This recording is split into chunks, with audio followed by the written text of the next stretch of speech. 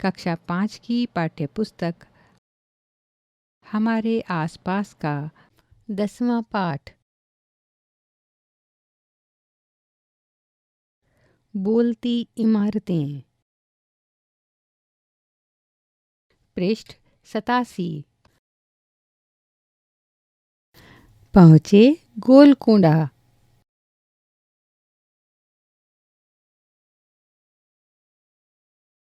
आखिरकार आज हम दीदी के साथ चल ही पड़े गोलकोंडा के लिए। दीदी इतिहास पढ़ती हैं और हमें उनके साथ इमारतें देखने में बड़ा मज़ा आता है। शैलजा बोली,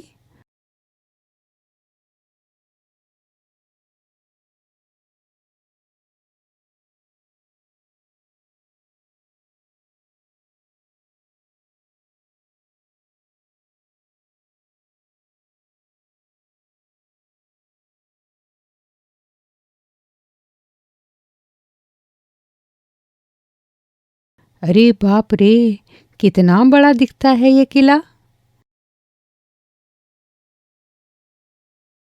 श्रीधर बोला, और कितनी ऊंचाई पर है। कल्याणी बोली, अरे यह दरवाज़ा भी तो देखो।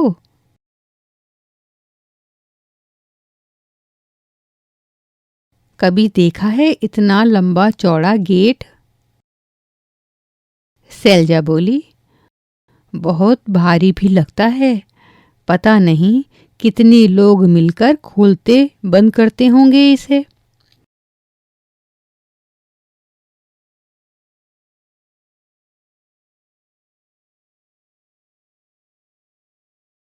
कल्याणी ने कहा, गेट पर ये नुकीले लोहे के भाले जैसे क्या दिख रहे हैं। ये क्यों लगाए गए होंगे। शैलजा ने कहा, इतनी मोटी मोटी दीवारें भी तो देखो। श्रीधर कहने लगा, कभी इतनी चौड़ी दीवार नहीं देखी। कल्याणी ने कहा, यह दीवार कहीं कहीं गोलाई में आगे की तरफ निकली हुई है। दीदी बोली, यह बुर्ज है।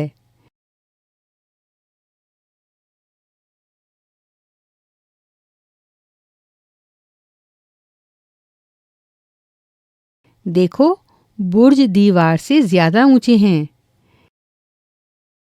इस किले की बाहरी दीवार में 87 बुर्ज हैं। मोटी दीवारें, लंबा चौड़ा गेट और इतने सारे बुर्ज। सुरक्षा के कितने कड़े इंतजाम थे। पृष्ठ 88। सोचो,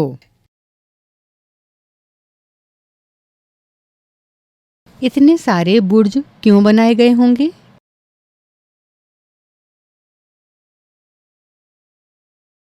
बुर्ज में ये बड़े बड़े छेद क्यों बने होंगे। सीधी सपाट दीवार से झांकने में और एक ऊंचे बुर्ज से झांकने में क्या अंतर होगा।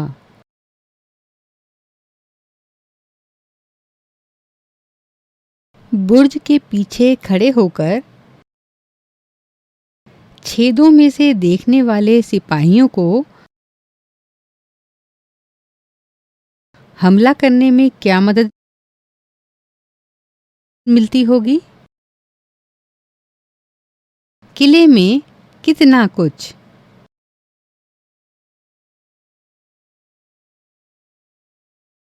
शैलजा बोली, क्या यह किला राजा ने अपने रहने के लिए बनवाया होगा।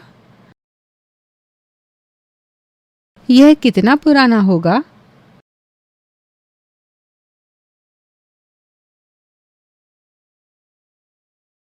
कल्याणी बोली, बाहर लिखा था कि सन 1518 से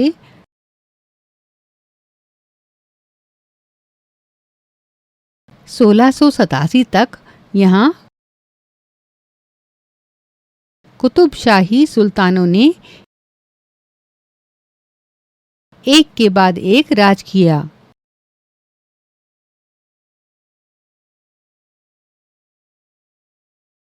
दीदी बोली, हाँ,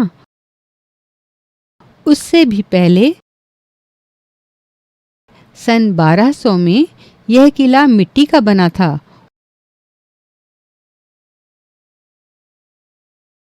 और यहाँ दूसरे राजाओं का राज था। सैलजा बोली, अरे, इस बोर्ड पर किले का नक्शा है।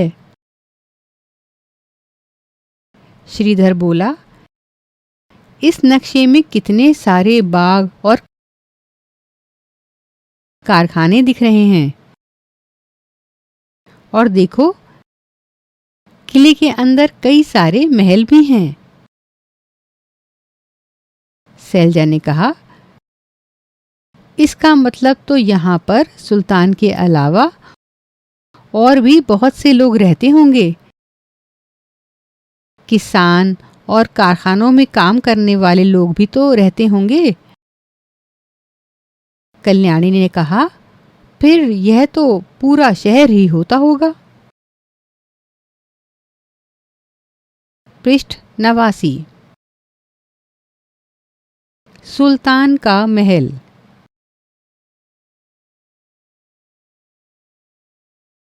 श्रीधर बोला, ये सीढ़ियां तो खत्म होने का नाम ही नहीं ले रही। सैलजा बोली, उस जमाने में भी 2 मंजिला इमारतें थीं। कल्याणी बोली, अब तो यह टूटी फूटी हालत में है, लेकिन अंदाजा तो होता है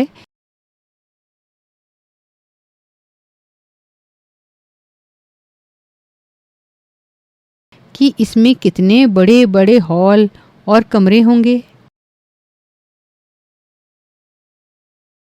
श्रीधर बोला, और यह देखो, दीवारों पर कितनी बारीक और खूबसूरत नक्काशी की गई है। कल्याणी बोली, एक छत पर हमने फव्वारे जैसा भी तो देखा था।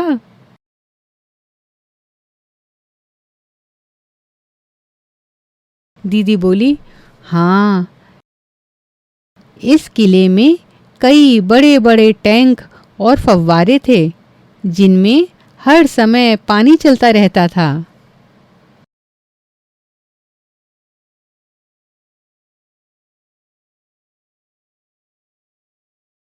फव्वारे कैसे चलते होंगे? हवा और रोशनी का क्या इंतजाम होगा? सामने के चित्र में दीवार पर की गई नक्काशी को ध्यान से देखो। इतनी सुंदर और बारीक नक्काशी करने में किन औजारों का इस्तेमाल होता होगा? हमारे देश में आज भी कई जगह बिजली नहीं है, पर जिन जगहों पर बिजली है,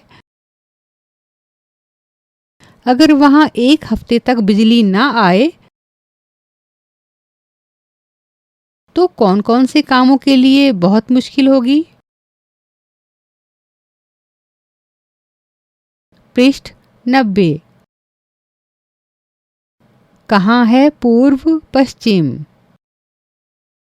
तुम जिस जगह पर हो वहां पर सूरज किस तरफ से उगता है और किस तरफ डूबता है?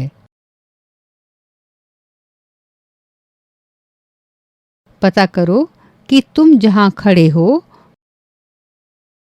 वहां से पूर्व दिशा में क्या-क्या है। तुम्हारे पश्चिम में क्या-क्या है? अब पता करो कि तुम्हारे उत्तर और दक्षिण में क्या-क्या है। पृष्ठ 91। यहाँ पर गोलकोंडा का एक नक्शा दिया गया है।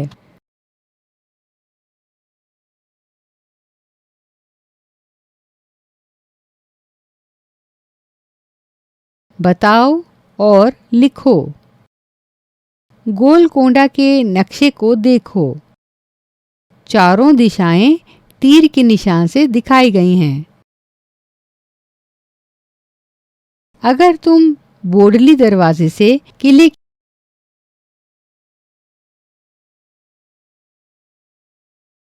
के अंदर देख रहे हो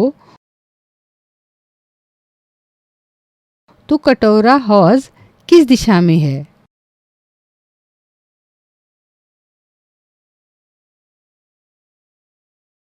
अगर कोई बंजारा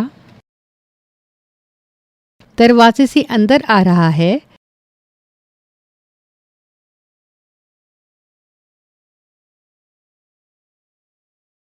तो कटोरा हौज उसकी किस दिशा में होगा?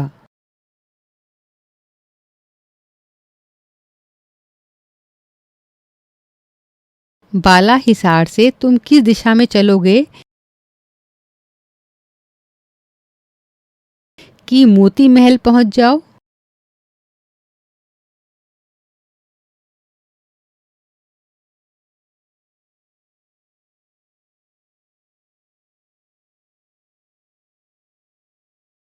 किले की बाहरी दीवार पर कितने दरवाजे दिख रहे हैं?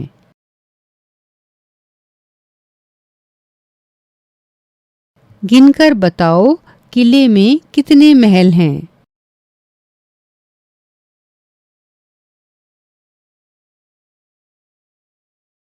पानी के लिए क्या क्या इंतजाम दिख रहे हैं, जैसे बावड़ी, कुएं, हौज?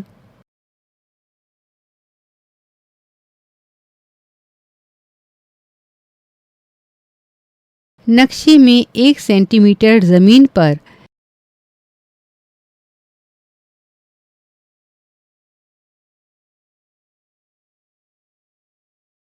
एक 110 मीटर की दूरी दिखाता है।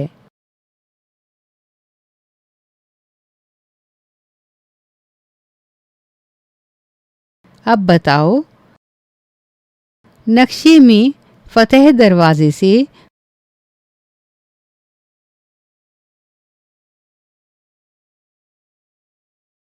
बाला हिसार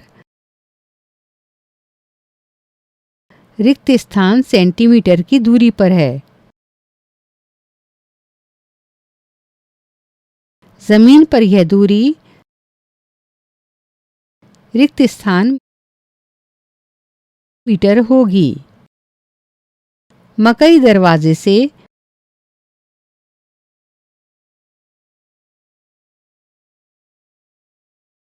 फतेह दरवाजा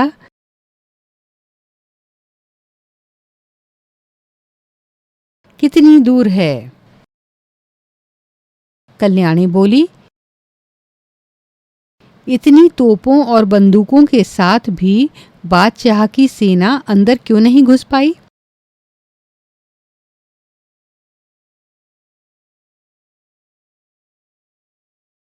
सैलजा ने कहा, अरे इतनी सारी मोटी मोटी दीवारें नहीं देखी? और नक्शे में तो दीवार से लगी एक लंबी गहरी खाई भी दिखती है, तो सेना अंदर कैसे आती? श्रीधर बोला, अगर सेना किसी दूसरी तरफ से आने की कोशिश करती तो भी यहाँ बुर्ज पर बैठे सिपाहियों को दूर दूर तक सब कुछ साफ नजर आ जाता।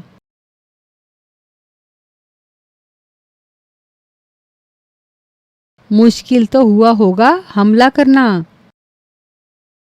कल्याणी बोली, सोचो, फौज घोड़ों और हाथियों पर सवार, हाथों में बंदूकें लिए आगे बढ़ रही है। यहाँ सुल्तान के फौजी बंदूकों के साथ तैनात हैं। सैलजा बोली, ओहो, पता नहीं इस लड़ाई में दोनों तरफ के कितने ही सिपाही और लोग मारे गए होंगे। हमले होते ही क्यों हैं? पृष्ठ 93। श्रीधर: अरे तोप तो बहुत पुरानी बात हुई। आजकल तो बहुत सारे देशों के पास न्यूक्लियर बम हैं। इससे तो एक ही बार में कितनी तबाही हो सकती है। चर्चा करो। क्या तुमने हाल ही में सुना है कि किसी देश ने दूसरे देश पर हमला किया हो?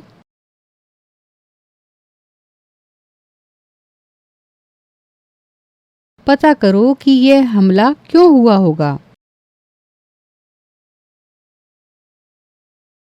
किस तरह के हथियार इस्तेमाल किए गए थे?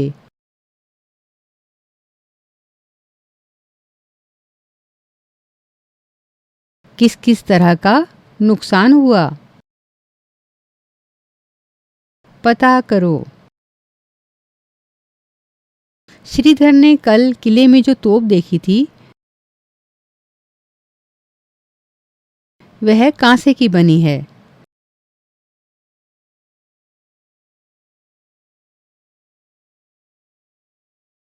तुमने कभी कांसे की कोई चीज देखी है?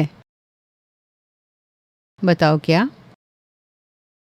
कांसे की चीजें हजारों साल पहले से आदिवासी बनाते आए हैं। आज भी सोचकर हैरानी होती है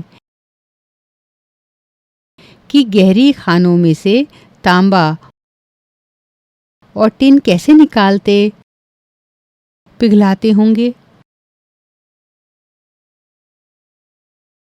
फिर कैसे उनसे सुंदर सुंदर चीजें बनाते होंगे। तुम्हारे घर में या आसपास कांसे की कौन कौन सी चीजें थीं? या आज भी हैं?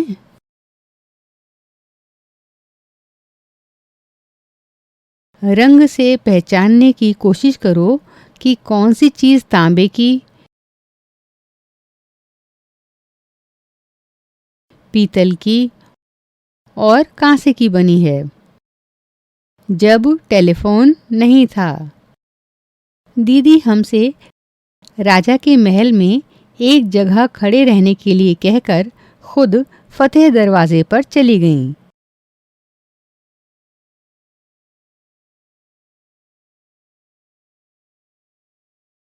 कुछ देर बाद दीदी की आवाज आई,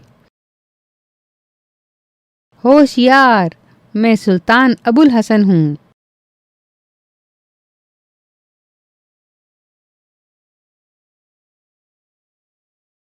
मुझे गाना बजाना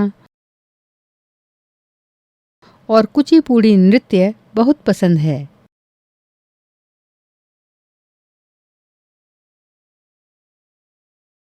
हमें बहुत हंसी आई,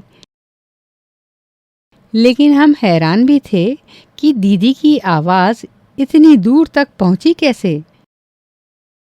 बाद में उन्होंने बताया कि फतेह दरवाजे पर खड़े होकर कुछ भी बोलें तो राजा के महल में यहाँ सुनाई देता है।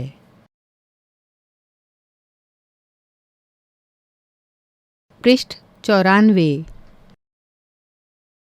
पानी का इंतजाम।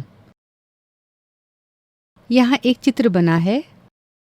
उस जमाने की बहुत पुरानी पेंटिंग को देखकर बनाया गया है।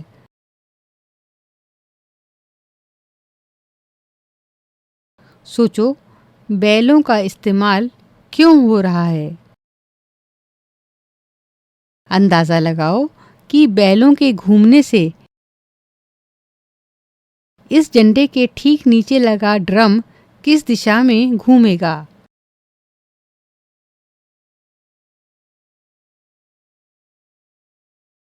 उसके साथ लगा दांतेदार पहिया फिर किस दिशा में घूमेगा।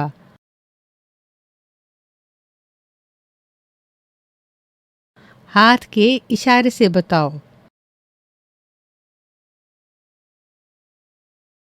देखो, दांतेदार पहिए से लगा डंडा जमीन के नीचे से जाकर किस पहिए से जुड़ा है?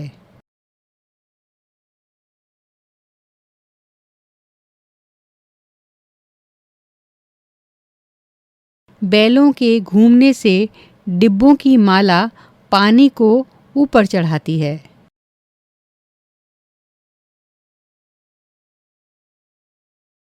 अब क्या कुछ पता चला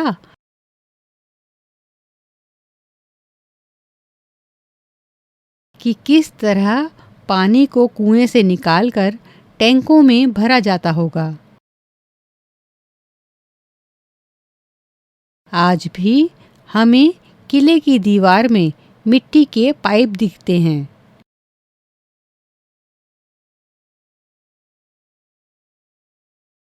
इन्हीं के जरिए महल में जगह जगह पानी पहुंचाया जाता होगा। तुमने इस तरह एक दूसरे से जुड़े पहियों का इस्तेमाल होते हुए और कहाँ देखा है? जैसे साइकिल में, गियर या और कहीं?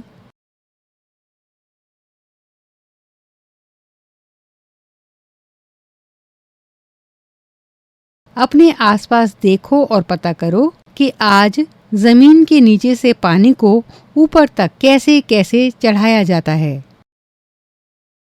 बिजली से पानी को ऊपर तक कैसे चढ़ाया जाता है? बिना बिजली के पानी को ऊपर कैसे चढ़ाएंगे? पृष्ठ 95। हाल किया बेहाल क्यों? आवाजें निकालते और उनकी गूंज सुनते हुए सभी मेहराब के नीचे से गुजर रहे थे।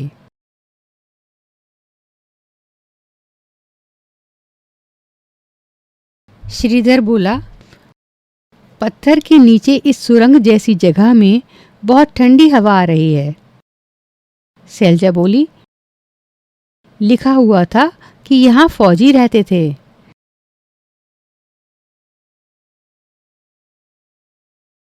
श्रीधर बोला, अरे यह देखो, यह बोर्ड भी है। उस पर लिखा है, दीवार पर लिखना मना है, फिर भी इस दीवार का ये हाल। शैलजा बोली, ओहो, मैं तो सोचकर ही सिहर जाती हूँ कि इस दीवार ने सैकड़ों सालों में क्या क्या नज़ारे देखे होंगे।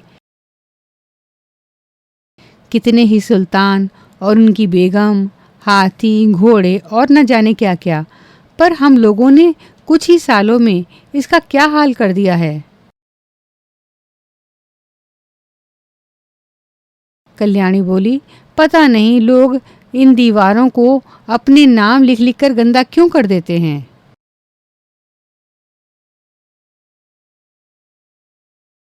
आंखें बंद करके पहुंचो उस जमाने में। मान लो कि तुम उसी समय में हो जब गोलकोंडा में पूरा का पूरा शहर बसा था।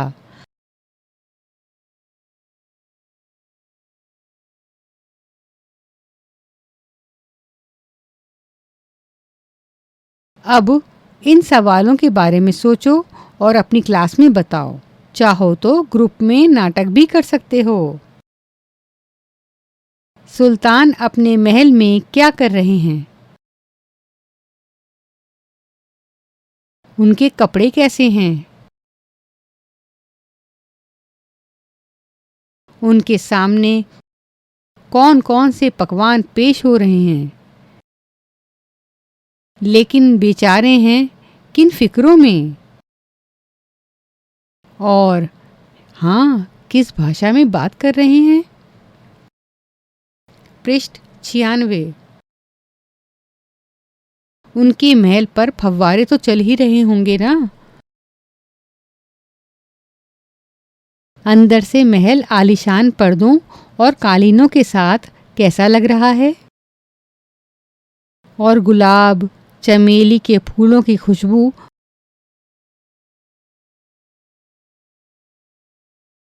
कहाँ से आ रही है? किस किस चीज के कारखाने देख पा रहे हो? कारखानों में कितने लोग काम कर रहे हैं?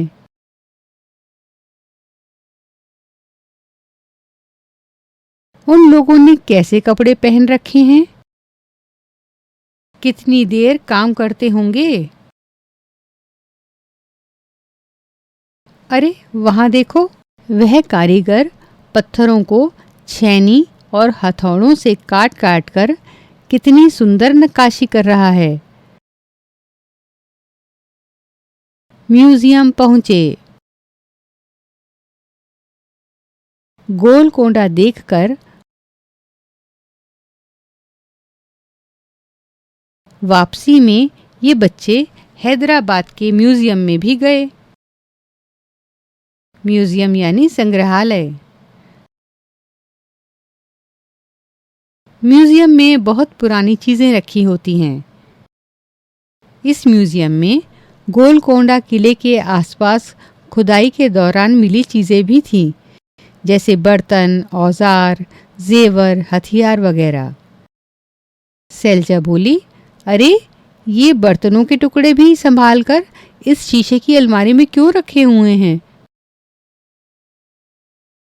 वह देखो, वह छोटी सी प्लेट तो कांसे की है। वह नीला टुकड़ा तो चीनी मिट्टी का सा लगता है। दीदी बोली, इन्हीं सब चीजों से तो पता चलता है कि उस जमाने में लोग कैसे रहते थे, किन किन चीजों का इस्तेमाल करते थे और क्या क्या बनाते थे। पृष्ठ 97। लिखो, तुमने आसपास किस किस तरह के बर्तनों का इस्तेमाल होते देखा है? अपने दादा दादी से पता करो कि उनके समय में और किस किस तरह के बर्तन इस्तेमाल में लाए जाते थे।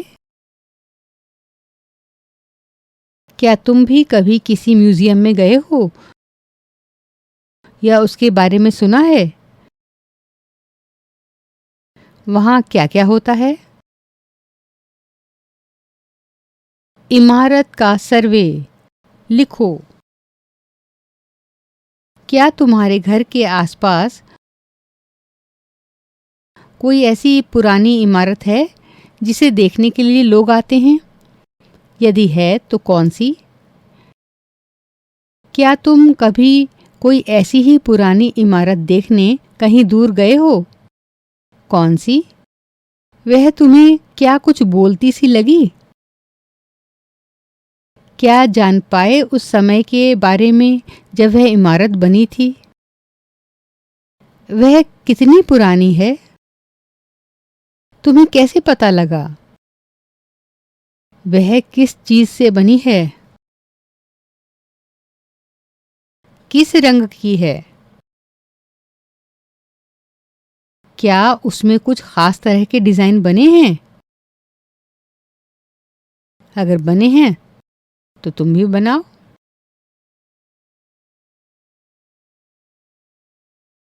उसमें कौन लोग रहते होंगे? वहाँ क्या क्या काम होता होगा? क्या अभी भी उसमें लोग रहते हैं? पृष्ठ 98। तुम भी अपना म्यूजियम बनाओ। रजनी, केरल के मल्लापुरम जिले के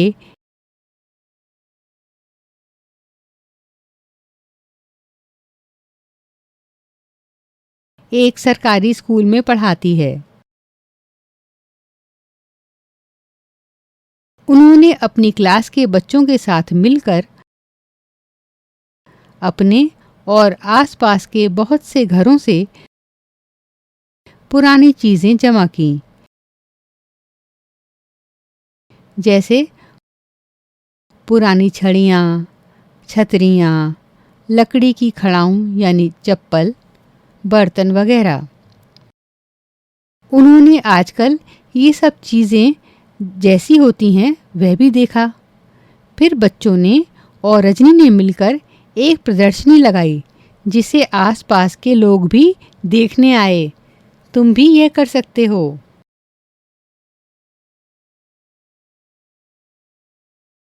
यहाँ एक चित्र बना है जो लगभग 500 साल पुरानी पेंटिंग है, जिसमें दिखाया गया है कि आगरे का किला किस तरह बनाया जा रहा है।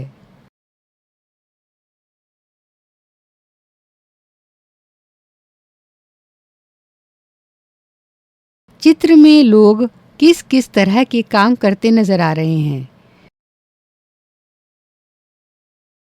कितनी औरतें और कितने मर्द काम कर रहे हैं। देखो यह भारी खंभा ढलान पर कैसे ऊपर ले जा रहे हैं।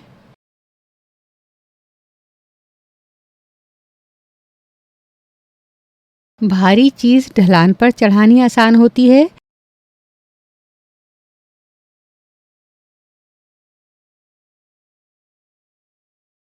या सीधी ऊपर ले जानी। क्या मशक में भरकर पानी ले जाता हुआ आदमी देख पाए।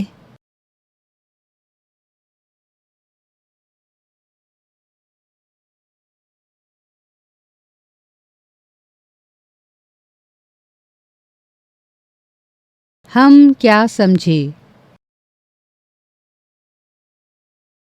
संगीता को लगता है कि म्यूजियम में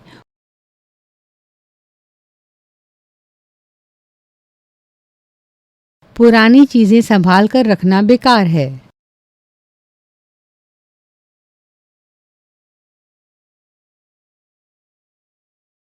तुम उसे कैसे समझाओगे कि म्यूजियम होना कितना जरूरी है।